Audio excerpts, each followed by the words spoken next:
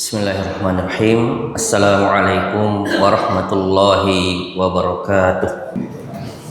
Innal hamdalillah nahmaduhu wa nasta'inuhu wa nastaghfiruh wa na'udzu billahi min shururi anfusina wa min sayyiati a'malina. May yahdihillahu fala mudilla lahu wa man yudlil fala hadiyalah. Wa ashhadu an la ilaha illallah wahdahu la syarika lah wa ashhadu anna Muhammadan abduhu wa rasuluhu la nabiyya ba'dah. Allahumma salli wa sallim wa barik ala nabiyyina Muhammadin sallallahu alaihi wasallam wa ala alihi wa ashabihi wa man tabi'ahum bi ihsanin ila yaumiddin. Qala Allah Ta'ala fil Qur'anil Karim, ya ayyuhalladzina amanu taqullaha haqqa tuqatih wa la tamutunna illa wa antum muslimun. Wa qala aidan, ya ayyuhan nasu taqu rabbakumul ladzi khalaqakum min nafsin wahidah wa khalaqa minha zawjaha wa batha minhuma rijalan katsiran wa nisaa wattaqullaha alladzi tasaaluna bihi wal arham innallaha kana 'alaikum raqiba. Wa qal ya ayyuhalladzina amanu taqullaha wa qulu qawlan sadida yuslih lakum a'malakum wa yaghfir lakum dhunubakum wa man yuti'illaha wa rasulahu faqad faza fawzan 'azima. Amma ba'd. Ma'asyiral muslimin, sidang jamaah Jumat yang dimuliakan dan dirahmati Allah Subhanahu wa taala. Satu hal yang perlu untuk kita pahami dan renungi bersama, bahwasanya dari semua ciptaan Allah Subhanahu wa taala, maka kemudian terbagi ke dalam dua golongan. Ada makhluk yang diciptakan oleh Allah Subhanahu wa taala yang disebutkan atau digolongkan sebagai makhluk yang mulia. Dan sebaliknya ada pula makhluk yang dikategorikan sebagai ciptaan Allah yang hina atau dihinakan oleh Allah Subhanahu wa taala. Pembagian dari dua jenis makhluk tadi, hadirin yang berbahagia, tentunya didasari oleh beberapa sebab ataupun alasan. Dan salah satu alasan yang disebutkan oleh para ulama kita yang dapat mengangkat derajat kemuliaan makhluk itu di sisi Allah Subhanahu wa taala, yaitu Al-Quran. Para ulama sepakat mengatakan dan merumuskan bahwa Al-Quran merupakan salah satu sebab yang dapat menjadikan makhluk ciptaan Allah Subhanahu wa taala diangkat derajatnya, dimuliakan di sisi Allah Subhanahu wa taala. Hadirin yang berbahagia, kita akan sampaikan beberapa contoh betapa besarnya pengaruh Al-Quran itu yang kemudian menjadikan makhluk ciptaan Allah lebih mulia dibandingkan dengan makhluk-makhluk yang lainnya. Yang pertama, di antara sekian banyak malaikat yang Allah Subhanahu wa taala ciptakan, disepakati oleh para ulama bahwa malaikat Jibril alaihi salam merupakan malaikat yang paling mulia dibandingkan dengan malaikat-malaikat yang lainnya. Sebabnya karena Al-Quran. Satu-satunya malaikat yang diberikan tugas oleh Allah untuk menyampaikan wahyu, untuk menyampaikan Al-Quran itu hanyalah malaikat Jibril alaihi salam dan tidak pada malaikat-malaikat yang lainnya. Kemudian yang kedua, dari sekian banyak nabi dan rasul yang Allah ciptakan, maka sepakat seluruh kaum muslimin di dunia ini mengatakan bahwa Rasulullah Muhammad sallallahu alaihi wasallam merupakan nabi dan rasul yang paling mulia dibandingkan dengan nabi dan rasul yang lainnya. Sebabnya juga karena Al-Quran. Satu-satunya nabi dan rasul yang diberikan mukjizat Al-Quran, yang kepada umatnya diturunkan Al-Quran tersebut hanyalah Nabiullah Muhammad sallallahu alaihi wasallam dan tidak kepada nabi-nabi yang lainnya.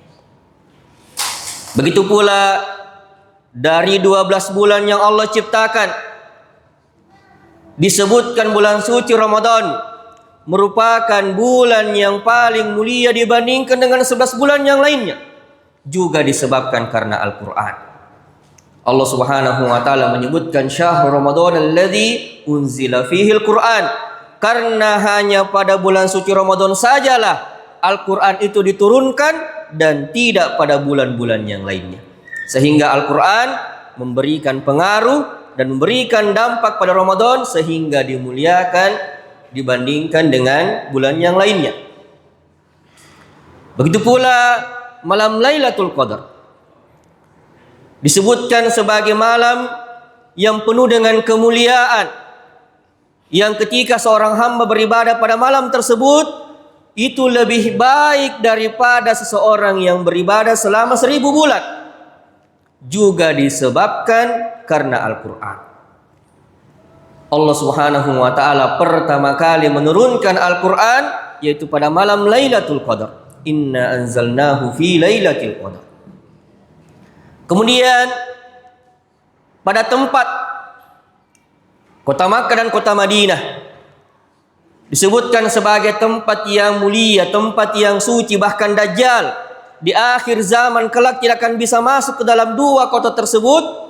Di antara sebabnya karena Allah Subhanahu wa taala menurunkan Al-Quran pada, kalau bukan di Makkah, di Madinah. Itu di dua tempat tersebut dan tidak pada tempat-tempat yang lainnya. Maka jamaah sekalian, Allah Subhanahu wa taala, begitupun juga dengan kita. Manusia-manusia yang jumlahnya miliaran di bumi Allah ini, jika ingin mendapatkan derajat kemuliaan yang tinggi di sisi Allah, mengalahkan manusia-manusia yang lainnya, maka mari kita menjadikan Al-Quran itu sebagai sebabnya.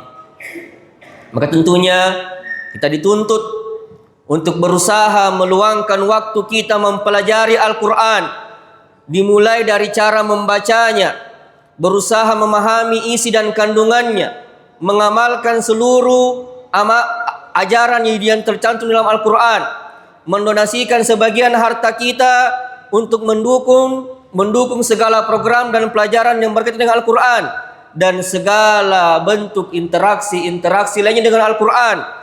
Maka semoga semua itu akan menjadikan kita mendapatkan derajat yang tinggi, dimuliakan oleh Allah Subhanahu wa taala karena interaksi tersebut. Makanya jamaah sekalian, sungguh mengherankan dan amat menyedihkan jika ada saudara kita kaum muslimin merasa malas, merasa tidak punya waktu untuk membaca, untuk mempelajari dan mengamalkan Al-Quran. Padahal dalam surah Fatir ayat 29 Allah Subhanahu wa taala mengatakan, innal ladzina yatluna kitaballah wa aqamus shalah wa anfaqu mimma razaqnahum sirran wa alaniyah yarjuna tijaratan lan tabur.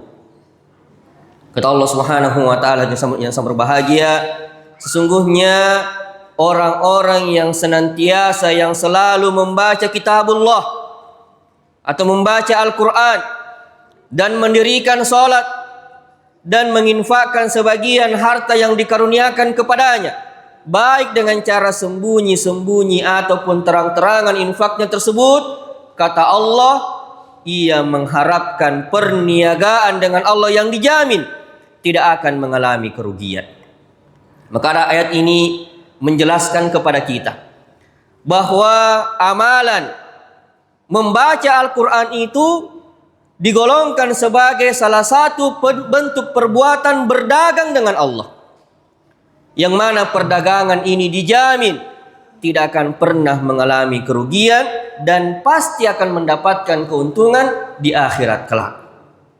Maka bisa kita bayangkan jamaah sekalian, seandainya kita di sini ada yang berprofesi sebagai seorang pedagang, sebagai seorang pengusaha, maka tentu kita semua akan merasakan kesenangan, kegembiraan, kebahagiaan jika hasil dari dagangan kita itu mendapatkan keuntungan. Padahal berdagangnya hanya kepada sesama manusia. Maka bagaimana lagi jika kita berdagang dengan sang penguasa langit dan bumi ini, yang kemudian perdagangan itu, perniagaan itu dijamin olehnya pasti akan mendapatkan keuntungan yang kita akan petik di akhirat kelak. Maka tentu sebuah kebahagiaan yang sangat besar, yang amat disayangkan jika ditinggalkan oleh kita kaum muslimin. Makanya dalam banyak riwayat Nabi Shallallahu Alaihi Wasallam menyebutkan, menjelaskan di antara makna lantabur ini, yang membaca Al-Quran tidak akan mengalami kerugian.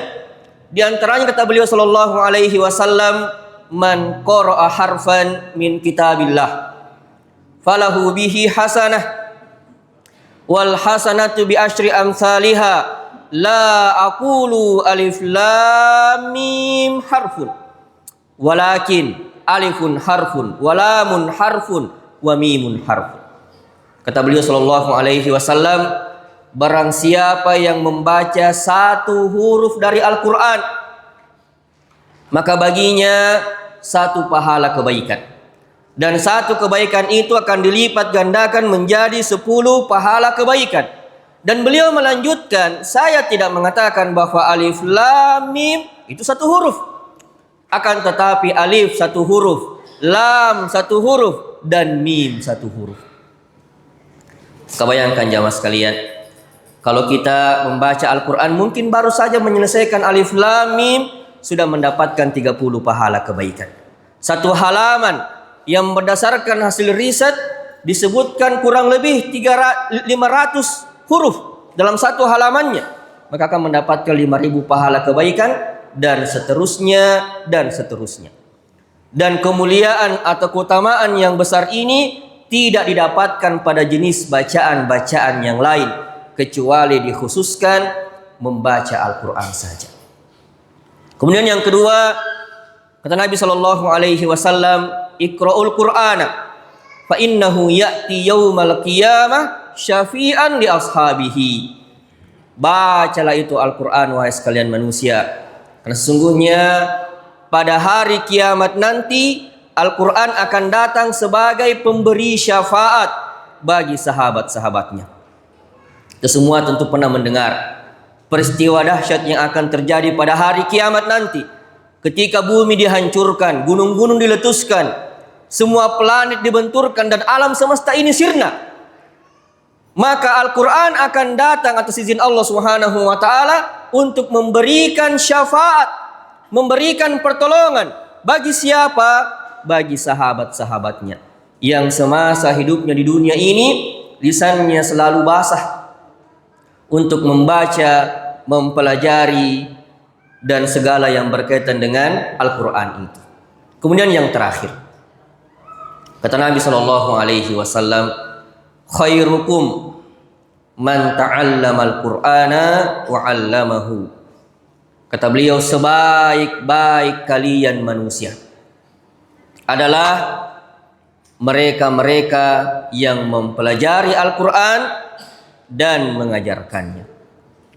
Jadi hadirin yang berbahagia, ternyata Nabi kita Shallallahu Alaihi Wasallam memiliki standar tersendiri. Siapakah yang layak disematkan kepadanya gelar sebagai manusia yang terbaik? Ternyata versi Nabi Shallallahu Alaihi Wasallam adalah orang-orang yang mempelajari Al-Quran dan kemudian mengajarkannya kepada orang lain. Apalagi jamaah sekalian, tidak pernah kita mendengar, tidak pernah kita menemukan satu pujian yang datang dari Nabi Shallallahu Alaihi Wasallam yang mengatakan bahwa manusia yang terbaik, bahwa manusia yang paling mulia adalah yang paling banyak harta kekayaannya ketika hidup di dunia ini. Sebab jika semata-mata manusia yang paling mulia itu, manusia yang terbaik itu adalah yang paling banyak harta kekayaannya, niscaya Qarun orang yang paling pantas dan layak untuk mendapatkan kemuliaan tersebut. Tapi faktanya di dalam Al-Quran, Qarun diabadikan namanya oleh Allah Subhanahu wa Ta'ala sebagai manusia yang dilaknat dan dikutuk karena kesombongan akan harta yang dimilikinya. Begitu pula tidak pernah kita mendengar dan menemukan pujian yang datang dari Nabi Shallallahu Alaihi Wasallam dengan mengatakan bahwa manusia yang terbaik, bahwa manusia yang paling mulia adalah yang paling tinggi pangkat, jabatan dan kedudukannya ketika hidup di dunia ini. Karena jika semata-mata kemuliaan dan gelar manusia terbaik itu semata-mata hanya dilihat dari pangkatnya, jabatan atau kedudukannya, maka seharusnya Fir'aun orang yang paling pantas dan layak untuk mendapatkan kemuliaan itu. Tapi faktanya di dalam Al-Quran, Fir'aun ini bernasib sama dengan Qarun. Diabadikan namanya sebagai manusia yang dilaknat dan dikutuk karena kesombongan akan jabatan, akan pangkat, akan kedudukan yang dimilikinya. Maka jamaah sekalian Allah Subhanahu wa Ta'ala, bagi kita yang mungkin tidak ditakdirkan sebagai orang yang bergelimang harta, bukan pula sebagai orang yang memiliki kedudukan dan pangkat yang tinggi di dunia ini, tidak perlu resah dan berkecil hati. Sebab ada cara yang sangat-sangat sederhana yang justru diabaikan, ditinggal kalau sebagian saudara kita kaum muslimin untuk mendapatkan derajat yang tinggi di sisi Allah Subhanahu wa Ta'ala, untuk mendapatkan gelar sebagai manusia yang terbaik, yaitu dengan cara berinteraksi dengan Al-Quran. Dan sebagai penutup, saya ingin menyampaikan sebuah ungkapan yang sangat-sangat indah yang pernah diucapkan oleh sahabat yang mulia Utsman bin Affan radhiyallahu anhu. Beliau pernah mengatakan, "Lau tahurat qulubuna ma syabi'na minal Qur'an." Kata Utsman, jika seandainya hati kita ini bersih, jika sekiranya hati kita ini suci, niscaya tidak akan pernah merasa kenyang dengan bacaan Al-Quran, tidak akan pernah merasakan kejenuhan dan kebosanan untuk duduk bersama dengan Al-Quran. Maka jika pada hari ini hadirin yang berbahagia, seandainya di antara kita ada yang merasa jauh dengan Al-Quran, cepat merasakan kejenuhan dan kebosanan jika bersama dengan Al-Quran, maka jangan-jangan ada dosa yang kita lakukan kepada Allah Subhanahu wa Ta'ala, dan kita pun belum meminta ampun dan bertobat atas dosa tersebut, sehingga menghalangi diri kita dari Al-Quran itu yang merupakan sumber dari segala keutamaan dan kemuliaan. Barakallahu li wa lakum fil Qur'anil azim, wa nafa'ni wa iyyakum bima fihi minal ayati wa dzikril hakim. Aqulu qouli hadza wa astaghfirullah li wa lakum innahu huwal ghafurur rahim.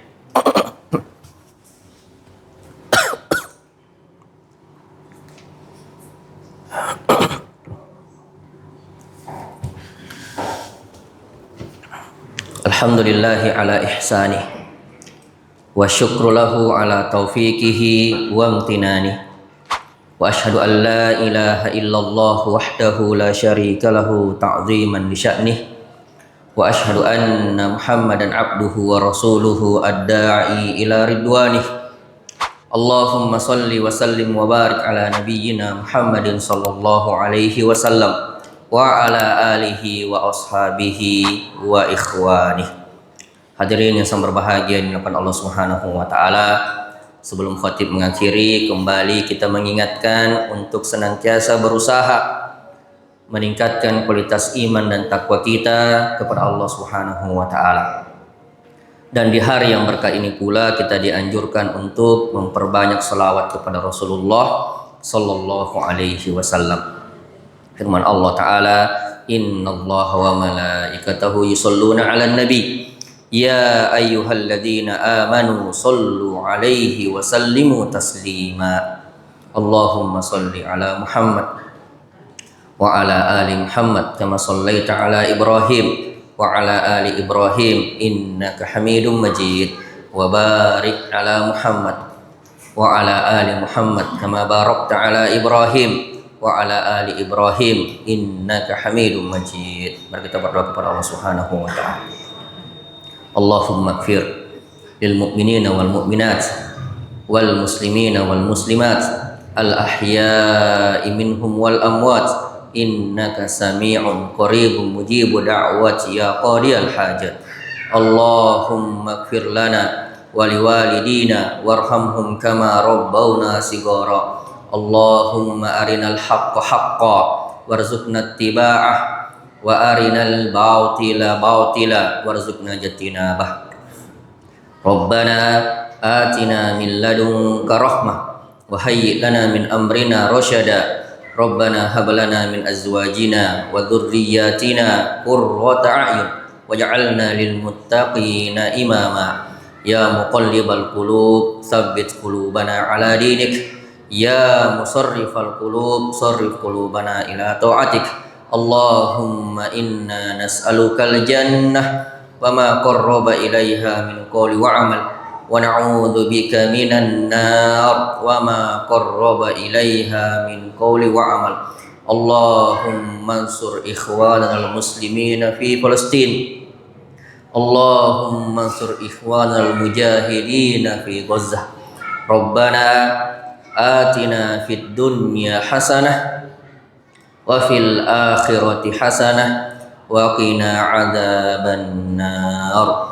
Subhana rabbika rabbil izzati amma yasifun wa salamun alal mursalin walhamdulillahi rabbil alamin.